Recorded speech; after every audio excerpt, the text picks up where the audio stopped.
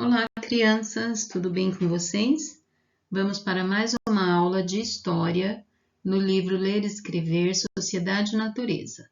Nós vamos dar continuidade à atividade 1.5, páginas 99 e 100. Bom, crianças, essa aula é continuação da aula anterior, onde nós falamos da passagem do tempo, né? E dos objetos que usamos para marcar esse tempo. Então, nós vamos continuar agora com a leitura deste texto. Página 99, atividade 1.5, letra C. Em duplas, leiam o texto a seguir. Então, acompanhe a leitura pelo livro de vocês. Vamos pensar no tempo. Qual é o horário em que vocês entram na escola? Em qual horário termina sua aula e quando vocês chegam em casa? Vocês costumam comemorar datas importantes com sua família ou pessoas que moram com vocês? Em que horário vocês se alimentam? Que estação do ano preferem? Inverno, outono, verão ou primavera? Todas as ações realizadas por nós, seres humanos, estão relacionadas com o nosso tempo de alguma forma. Hoje em dia, é muito comum estarmos sem tempo ou afirmarmos que o tempo passa muito acelerado quando fazemos algo de que gostamos ou o tempo passa mais devagar quando fazemos algo que não gostamos.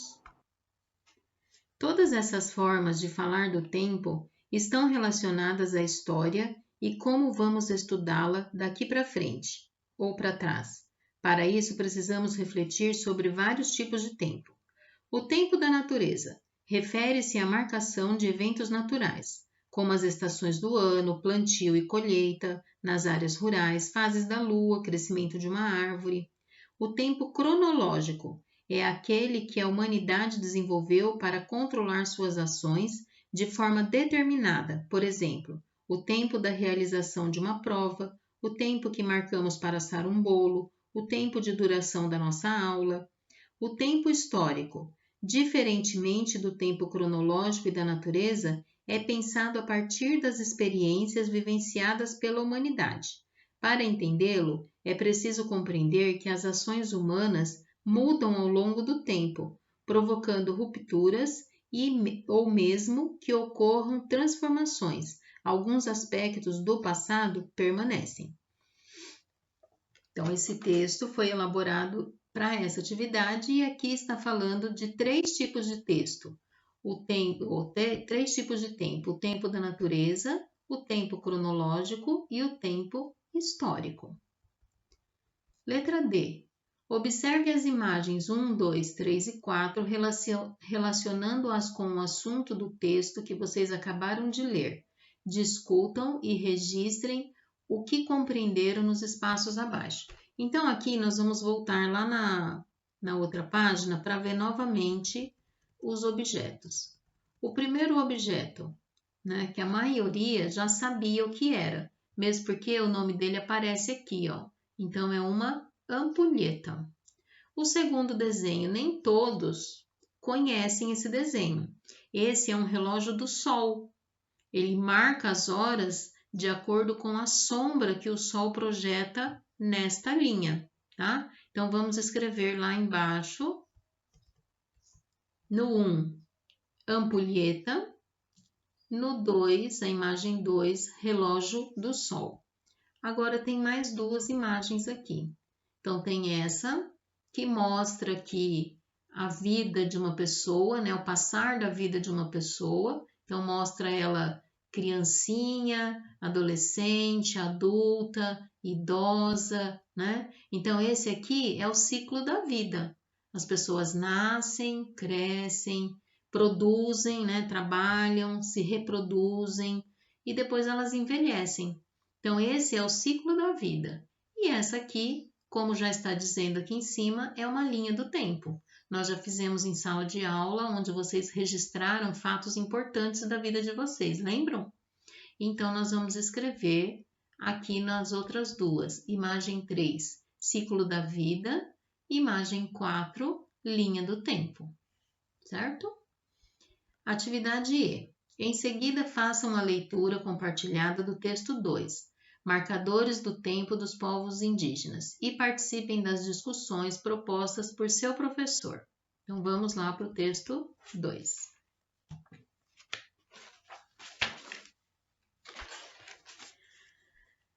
Marcadores do tempo dos povos indígenas.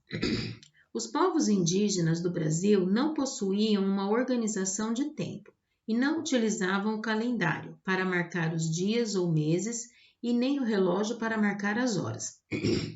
Eles tinham uma maneira própria de marcar o tempo.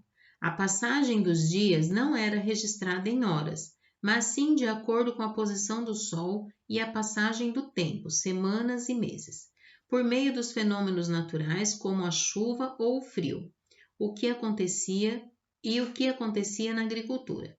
Essa forma de marcar o tempo indígena foi construída pelos próprios povos indígenas.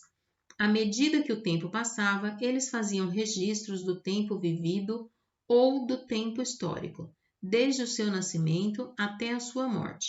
Esses registros eram realizados de forma coletiva, ou seja, de acordo com os acontecimentos ocorridos nas aldeias e não especificamente de cada índio individualmente.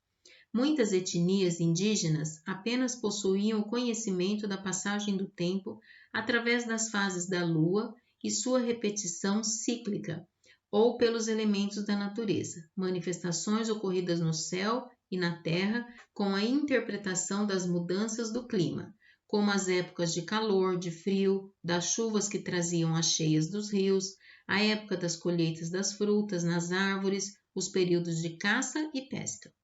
Alguns povos indígenas, como os índios guaranis, presentes no território paulista, observavam a passagem do tempo por meio de duas estações do ano, a do sol e as das chuvas. Os índios bororós, presentes no Parque do Xingu, observavam a passagem do tempo através das fases da lua, do pôr do sol e da observação das constelações. Então, agora, após a leitura desse texto, eu pergunto para vocês, como era organizada a marcação do tempo indígena? Como que eles faziam para marcar o tempo? Então, a gente leu aqui que eles não possuíam uma organização, eles não usavam calendário nem o relógio. Eles tinham uma maneira própria, né? Eles tinham uma maneira própria de marcar o tempo. A passagem dos dias não era registrada em horas, mas sim de acordo com a posição do sol, do sol e a passagem do tempo, por meio de fenômenos naturais como a chuva, o frio e o que acontecia na agricultura. Então, vocês podem grifar essa parte aí. Agora eu pergunto, todos os indígenas, todos eles marcavam o tempo da mesma forma? Não, né? Aqui tem os índios guaranis, presentes no território paulista, eles observavam a passagem do tempo por meio de duas estações, a do sol e a das chuvas. Já os índios bororós, presentes no Parque do Xingu, observavam a passagem do tempo através das fases da lua, do pôr do sol e da observação das constelações, tá? Então, são duas informações importantes desse texto que você pode grifar com marca-texto ou com lápis de cor. F. Após a leitura e discussão do texto, em duplas, registrem o que compreenderam do assunto e apresentem aos demais colegas. Então, aqui nessa questão, nós não vamos fazer em duplas, porque estamos à distância. Então, vocês vão escrever aqui o que vocês entenderam desse assunto. Do assunto todo, desde lá do começo. Como que se marca o tempo, para que precisa marcar o tempo, né? Qual é a importância disso? No ciclo da vida, como que acontece essa marcação do tempo?